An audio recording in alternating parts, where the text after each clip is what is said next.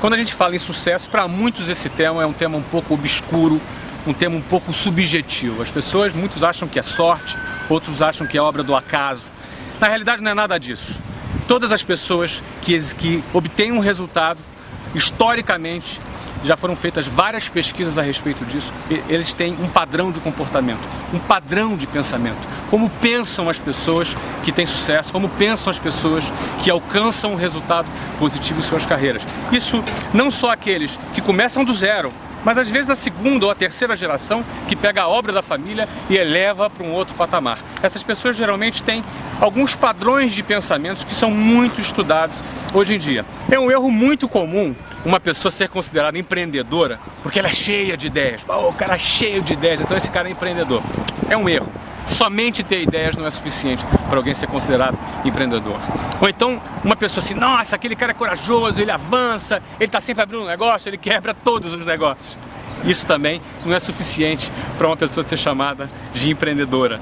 Então por isso eu quero tratar desses 3 elementos que eu considero como básicos. O primeiro deles é visão. O que é visão? Visão é a capacidade que alguém tem de enxergar algo que não existe como se fosse concreto, algo claro. Ela enxerga claramente aquilo que aos olhos das pessoas comuns é ainda inexistente, mas ele consegue trazer à existência aquele elemento. Eu vou dar um exemplo para você. Eu não sou escultor, não é? Mas eu admiro muitas pessoas que fazem escultura. O escultor ele tem uma outra maneira de enxergar as coisas. Vou dar um exemplo. Se você for querer esculpir um rosto de Cristo numa tora, não é?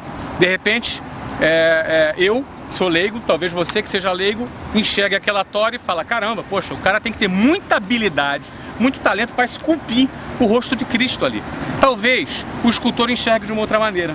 Talvez ele enxergue assim, o rosto de Cristo já está ali. Eu só vou tirar o que não é o rosto de Cristo. É um ponto de vista diferente, é uma visão diferente que o artista tem. A arte, ela trabalha muito com esse elemento visão.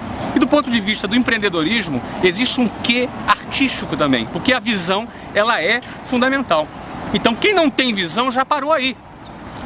Quem enxerga o que todo mundo enxerga, já parou por aí. Jamais vai ser empreendedor. Ele pode abrir 850 negócios, mas você não pode dizer que esse cara é um cara empreendedor. Então visão é a capacidade que você tem de enxergar além, antes da coisa existir, de uma maneira muito clara. Agora, não adianta nada você ter visão, você enxergar um caminho fantástico, um nicho de mercado bacana, uma coisa extraordinária, só que na hora de partir para fazer, para executar aquela tua ideia, você não tem coragem, você tem medo.